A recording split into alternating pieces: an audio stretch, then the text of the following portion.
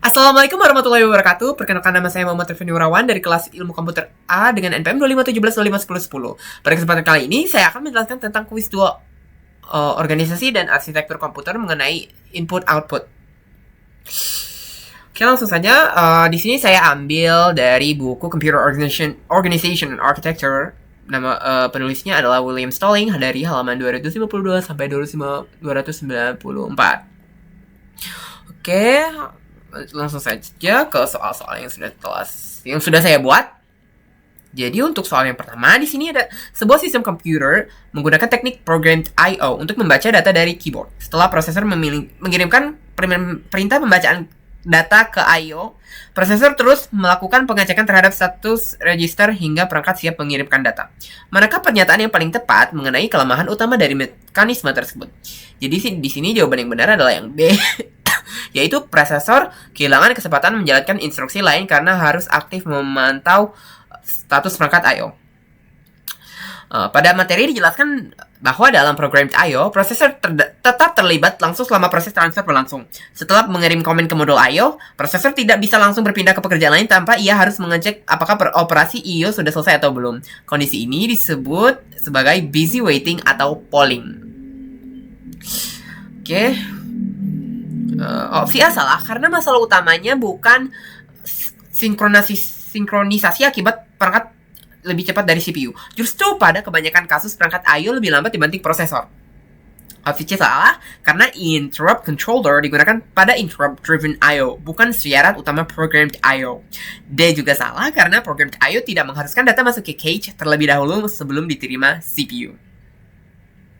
Lanjut ke soal nomor 2, yaitu sebuah arsitektur komputer menerapkan pendekatan di mana register perangkat I/O ditempatkan pada ruang alamat yang sama dengan memori utama. Akibatnya, instruksi seperti load dan store dapat digunakan baik untuk mengakses memori maupun perangkat I/O.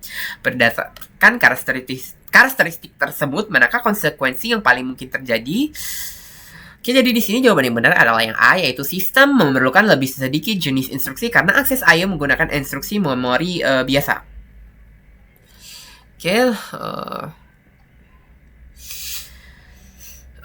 Oke.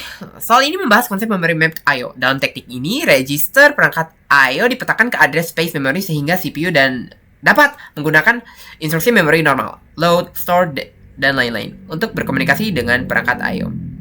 Pilihan A benar, karena salah satu keuntungan utama memory mapped I/O adalah CPU tidak membutuhkan banyak instruksi khusus I/O. Programmer cukup memakai instruksi memori biasa untuk mengakses perangkat. Nah, kenapa pilihan yang lain salah?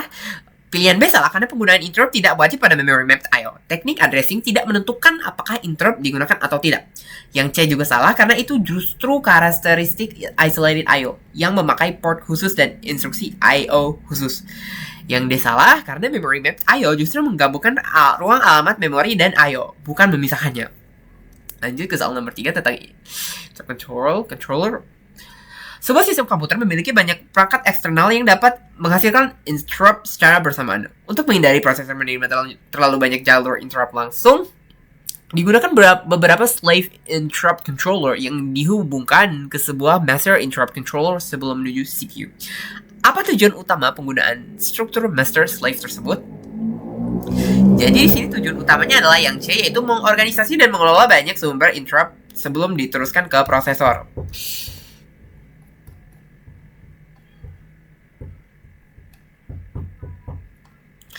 Pada diagram interrupt control terlihat bahwa beberapa slave controller menerima interrupt dari berbagai perangkat eksternal, lalu meneruskannya ke master control sebelum akhirnya dikirim ke CPU.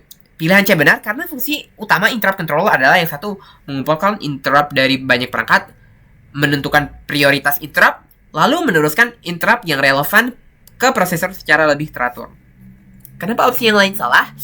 Opsi yang salah karena interrupt controller tidak dirancang untuk menghemat memori utama. Opsi B salah karena DMA dan interrupt controller memiliki fungsi berbeda. DMA menangani transfer data, sedangkan interrupt controller menangani sinyal interrupt. Yang D salah karena interrupt controller justru sering digunakan untuk mengatur prioritas interrupt, bukan menyamakan semuanya.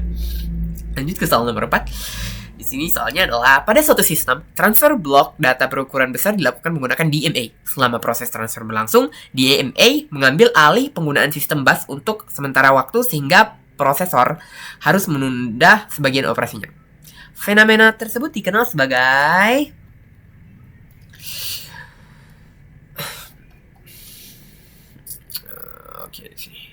Jadi fenomena tersebut dikenal sebagai cycle stealing.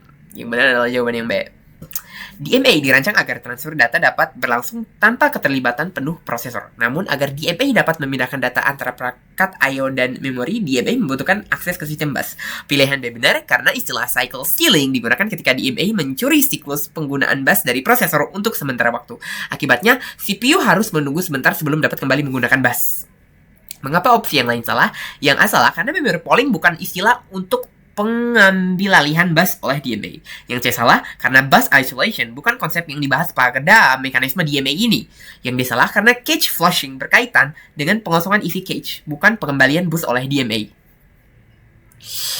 Oke, yang terakhir di sini soalnya adalah dalam pemrosesan trafik jaringan berkecepatan tinggi, penggunaan cache tradisional seringkali tidak memberikan peningkatan performa sebesar yang diharapkan.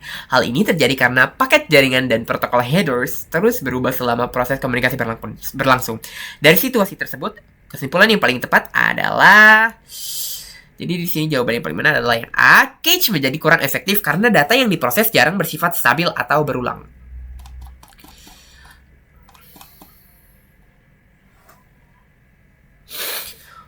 Cache bekerja paling efektif ketika data yang sama sering digunakan kembali, atau temporal locality. Namun pada traffic jaringan, isi paket dan protokol headers terus berubah sehingga cache harus terus diperbarui. Akibatnya, keuntungan penggunaan cache menjadi lebih kecil.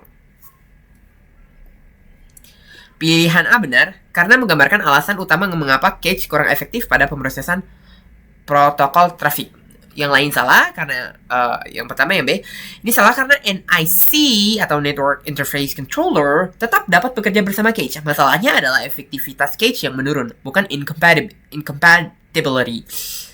Yang C salah karena CPU tetap terlibat dalam beberapa tahap pemrosesan jaringan. Yang D juga salah karena header TCP atau IP tidak disimpan permanen di cache. Oke, begitu saja untuk penjelasan soal-soal yang telah saya buat untuk kuis 2 OAK mengenai input-output. Ini, jika ada kesalahan atau ucapan saya terlalu belibet, saya mohon maaf. Terima kasih. Wassalamualaikum warahmatullahi wabarakatuh.